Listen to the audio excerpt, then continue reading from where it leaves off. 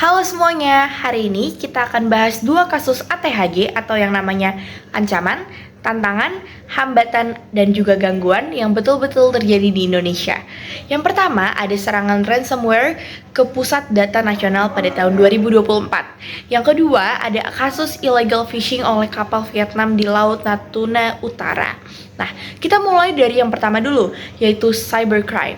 Cybercrime adalah kejahatan yang dilakukan dengan menggunakan komputer, internet, ataupun sistem digital lainnya. Contohnya, misalnya ada hacking, penipuan online, pencurian data sampai ransomware tadi. Nah, ransomware inilah yang jadi penyebab kasus besar di Indonesia pada tahun 2024 lalu.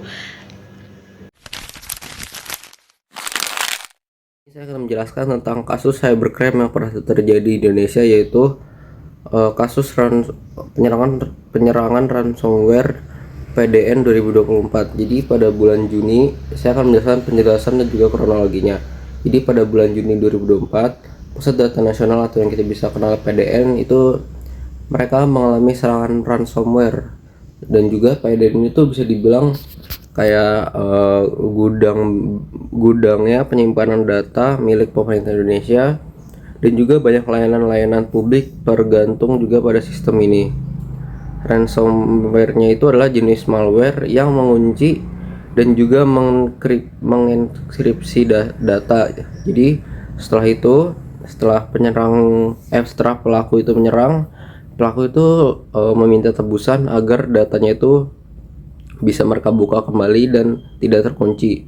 Nah, akibat dari serangan ini juga beberapa layanan publik itu terganggu, termasuk layanan imigrasi dan juga administrasi pemerintahan. Dari hal ini tuh menunjukin bahwa bahkan sistem pemerintahan pun bisa menjadi target kejahatan cyber. Selanjutnya ada dampak dan upaya penanganan. Dampaknya tentu saja tidak kecil. Yang pertama, pelayanan publik terganggu dan masyarakat ikut terdampak. Kedua, ada resiko kebocoran data penting milik negara maupun data pribadi warga. Ketiga, kepercayaan masyarakat terhadap sistem keamanan digital bisa menurun.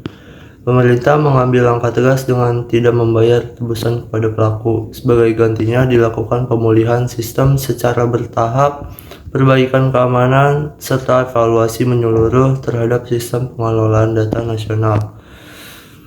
Kasus ini menjadi pengingat bahwa keamanan cyber harus diperkuat, apalagi di era digital seperti sekarang ini. Nah, di sini tuh aku ingin menjelaskan tentang illegal fishing. Jadi, illegal fishing itu apa sih? Jadi, illegal fishing itu adalah merupakan kegiatan penangkapan ikan yang dilakukan tanpa izin resmi dari suatu negara. Dan kegiatan ini tuh melanggar peraturan perundang-undangan atau menggunakan cara serta alat tangkap yang dilarang. Nah, jadi Indonesia itu sebagai negara yang kepulauan terbesar di dunia pasti memiliki laut yang lumayan luas. Jadi, sehingga karena Indonesia mempunyai laut yang luas, maka dia mempunyai kekayaan terhadap maritimnya. Dan kekayaan di Indonesia tuh bukan hal yang positif bagi kita, cuman kena dapat ancaman besar juga. Jadi mana tuh illegal fishing bisa terjadi di negara kita. Dan kekayaan ini tuh juga menghadapi ancaman serius dari praktik illegal fishing yang dilakukan oleh kapal asing ataupun kapal domestik. Dan kejahatan ini juga tidak hanya merugikan negara secara ekonomi, namun juga merusak ekosistem laut, mengancam keberlanjutan sumber daya ikan, serta berdampak pada kesejahteraan nelayan lokal. Dan menurut data dari Kementerian Kelautan dan Perikanan, kerugian akibat illegal fishing mencapai triliunan rupiah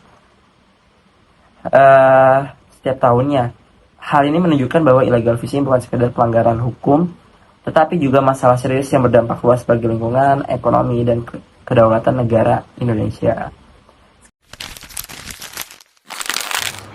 Oke, selanjutnya kita akan masuk ke dalam kasus illegal fishing yang pernah terjadi di Indonesia. Jadi pada tahun 2024, Kementerian Kelautan dan juga Perikanan Republik Indonesia atau KKP menangkap kapal ikan asing berbendera Vietnam.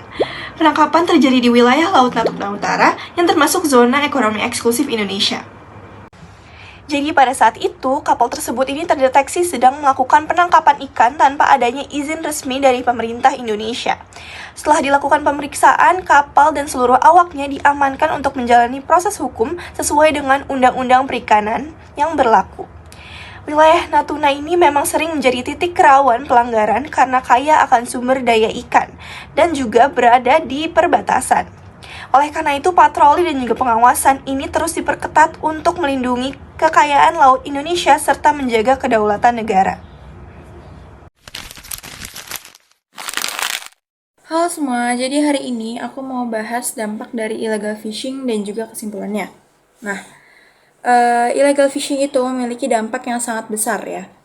Secara ekonomi, negara bisa mengalami kerugian yang sangat besar karena hasil laut diambil secara ilegal.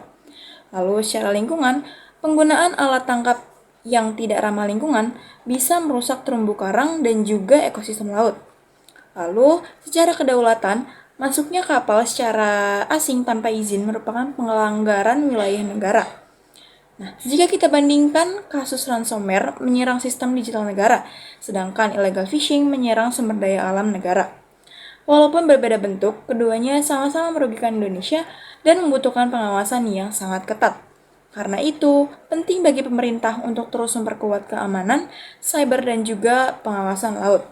Dan, sebagai masyarakat kita juga perlu sadar akan pentingnya menjaga keamanan data dan juga mendukung upaya perlindungan sumber daya negara. Oke, terima kasih karena telah menyimak video dari kami. Kurang lebihnya mohon maaf. Wassalamualaikum warahmatullahi wabarakatuh. Dadah.